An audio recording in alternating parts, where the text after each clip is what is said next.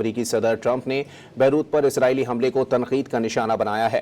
Social media پیغام میں واضح کیا کہ ایسے وقت جب ایران سے ڈیل کے قریب ہیں، اسرائیل کو اپنے دفاع کا حق حاصل ہے، لیکن بیروت پر حملہ ایک ایسے چھوٹے حملے کے جواب میں کیا گیا جس میں کوئی ہلاک یا زخمی بھی نہیں ہوا۔ یہ اسرائیلی حملہ بے معنی ہے۔ صدر ٹرمپ نے مزید لکھا کہ اہم سفارتی عمل کو نقصان نہیں ہونا چاہیے، ایک ایسی ڈیل کے قریب ہیں جس سے لبنان سمیت خطے میں امن قائم ہوگا۔ لبنان میں کہیں بھی مزید حملے نہیں ہونے چاہیے۔ حزب اللہ اور دیگر فریق بھی اسرائیل پر حملے نہ کریں۔ دیرپا اور خوبصورت امن کا آغاز ہو سکتا ہے، اس موقع کو ضائع نہ کریں۔ امریکی صدر نے ٹروتھ سوشل پر پیغام میں لکھا کہ آج صبح بیروت پر اسرائیلی حملے نہیں ہونا چاہیے تھے۔ امریکی صدر ٹرمپ نے بیروت پر اسرائیلی حملے کو تنقید کا نشانہ بنایا ہے۔